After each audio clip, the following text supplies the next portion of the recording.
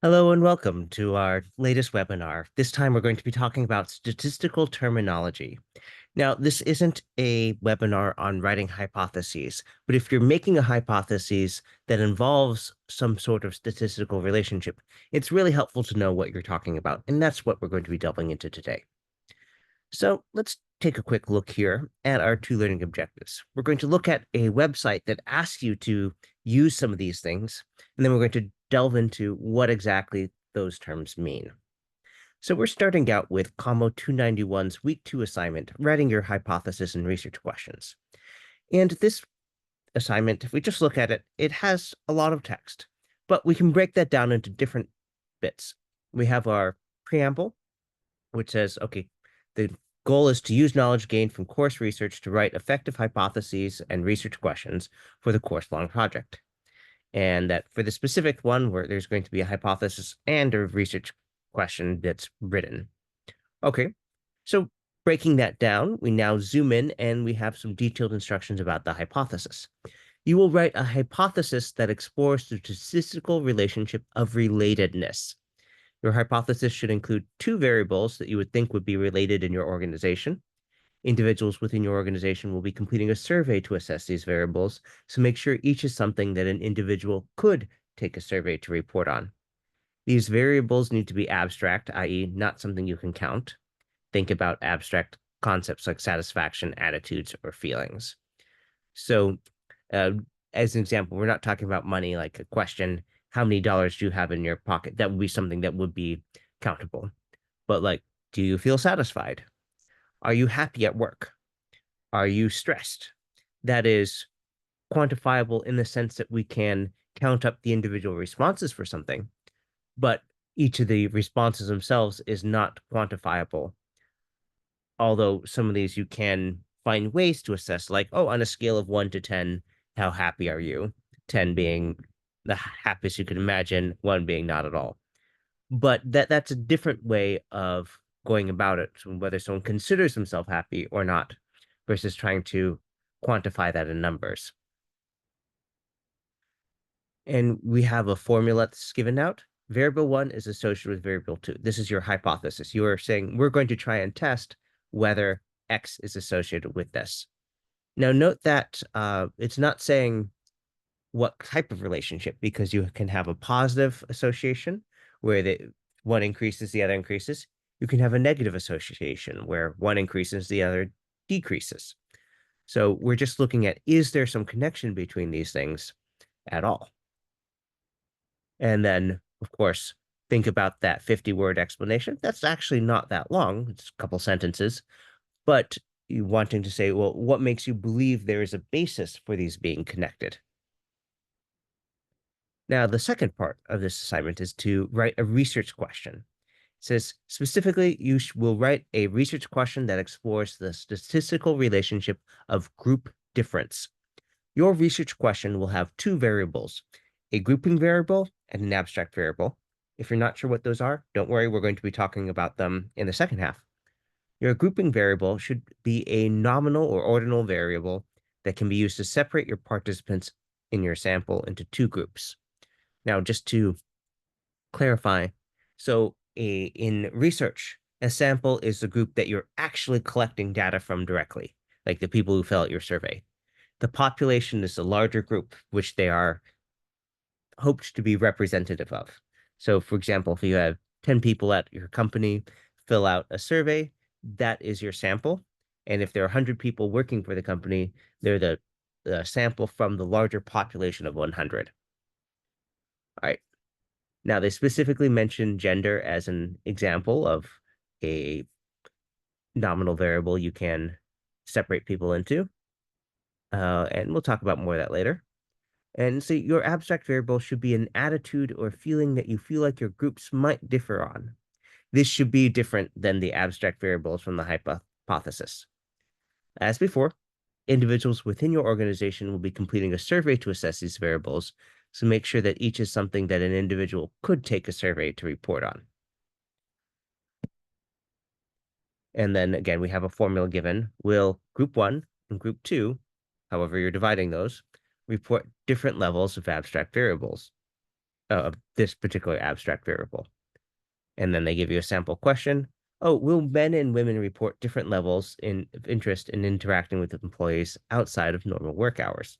Well, that's definitely an interesting thing if you're planning a employee thing to take place after business hours and you're wondering why aren't these people showing up? Well, you might want to do some research on that before you plan it. So, and again, remember that you need to be explaining why you think there might be differences. Now, that could be something you've read, it could be something that you've observed, but tell us why. Tell us that basis. And then this last part is just about the basic format, following APA style, using your paper template, etc. Now, if we look at the rubric, it's basically saying, hey, do all the things that you're asked to and you get full credit. And then if you're missing things or you don't proofread, you won't get full credit in the different sections. So that's pretty straightforward. So let's zoom in on some of that statistical terminology. Now, when we're talking about relatedness in statistics, we're talking about a measure of patterns that we get between two different variables. There are ways that you can track relatedness between more variables, but let's not worry about that right now. So, for example, you might be looking to see, is there some proportion or pattern in how these variables increase together? And with the scatter shot of dots that you see on the right, you'll see that there is that trend line. The overall, if you average it out, we have a clear increasing motion as we go from left to right. So there does appear to be some sort of relation there. And you'll see that there are some numbers analyzing that R squared and R squared adjusted in the graphic.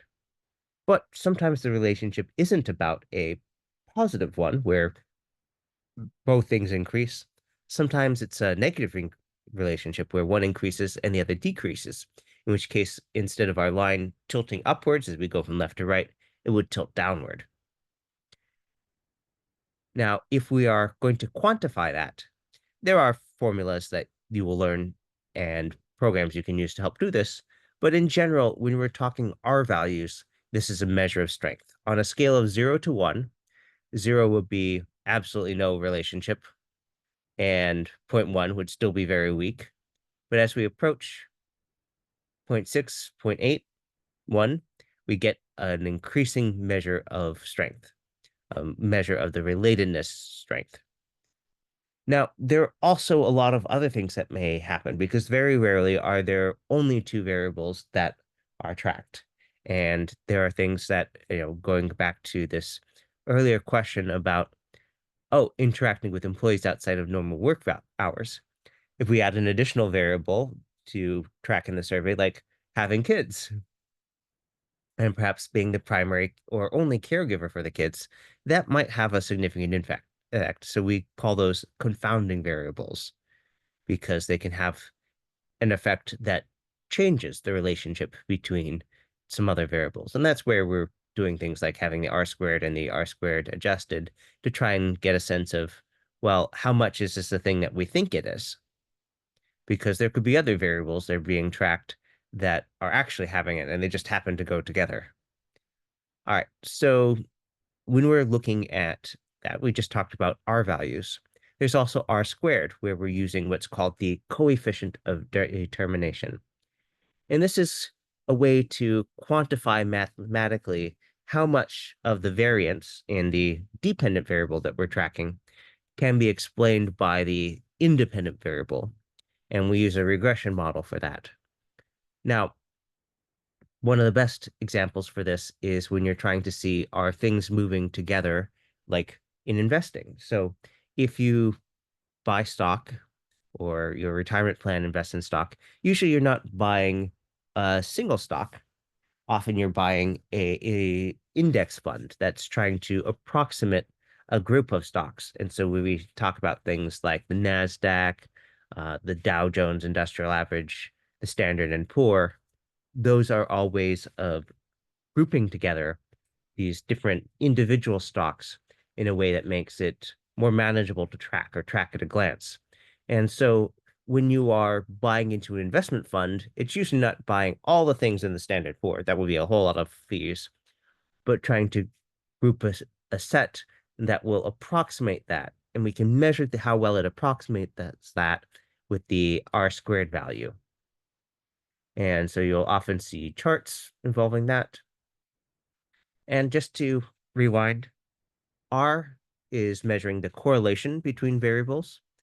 R squared is looking at, okay, how much of the variation is explained by the correlation or not explained by that.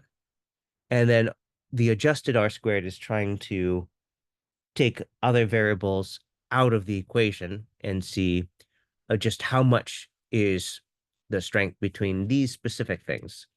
And so adjusted R squared is usually the one that you want to be looking at because it's trying to help you identify the exact variables that affect the correlation and which ones are thus more important to try and influence. If you're, say, planning that outing, like, oh, hold on. Initially, we thought that it might be whether it's male or female, but it's actually whether they have a babysitter or not. And so if we offer childcare at our event, then that potentially remediates that other influence, for example.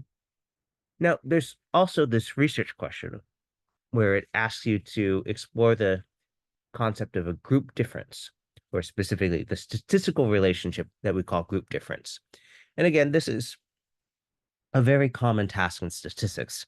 We're trying to understand how two groups are similar or different from each other. And so you could understand this as we're trying to assess the variation or disparity that we see between different groups or subgroups and compare them based on the characteristics that we've tracked and or the outcomes that we've tracked. So when in this it's talking about nominal and ordinal variables here to differentiate that, let's delve into that. So a nominal variable is something that's a category without any inherent ranking. That'd be like fruits, colors. Blue is not better than yellow unless we're talking about personal favorites, in which case I will say blue. But no, the colors by themselves don't have an intrinsic hierarchy. Now, if we were going to be doing something that is ranking, like, maybe you're trying to rank employee happiness by their pay grade. Well, that is something where you can say, oh, grade 1, grade 2, grade 3. Or if we're talking educational level, associate's degree, bachelor's degree, master's, doctoral. Now, those are the two that you're being asked to deal with here. And so think about, is it something that can be ranked, or is it something that is rankless? Now, when you're asked to describe an abstract variable, that's something where it's not something that can be directly observed or measured, but you can infer from other things. So, classic example is quality of life. That's something where by itself, it's hard to assess.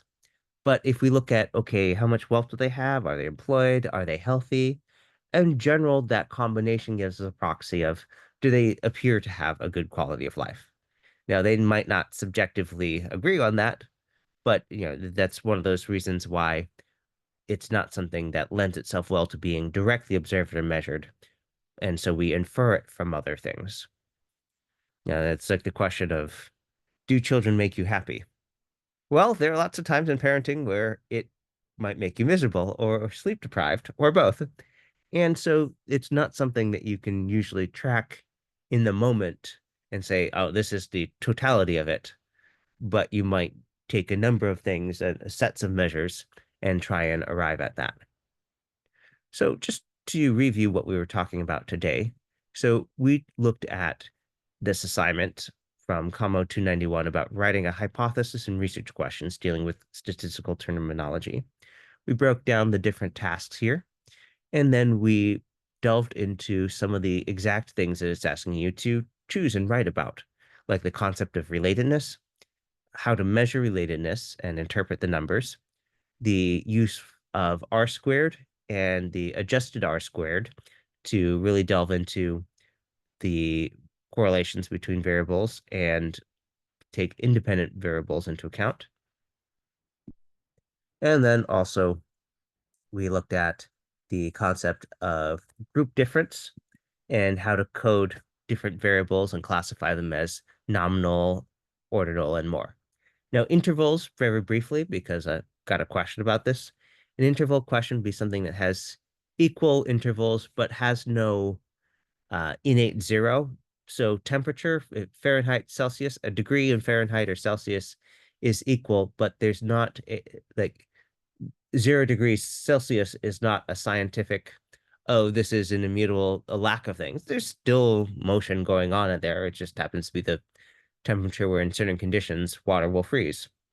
Now, on the other hand, if we're talking inches, we'd be moving into a ratio measurement because 0 inches is no movement at all. So even though you have these clear increments in the same way that you have in degrees Celsius or Fahrenheit, inches, there is an actual zero where there's just nothing there. So let us move on from there. Abstract variables, things that are hard to measure directly. And with that, we're bringing this to a close. If you have any questions, please feel free to email us at onlinewritingcenter@acu.edu, to schedule an appointment by going to my.acu.edu and selecting the Online Writing Center from the groups, or by visiting us online. Have a good one.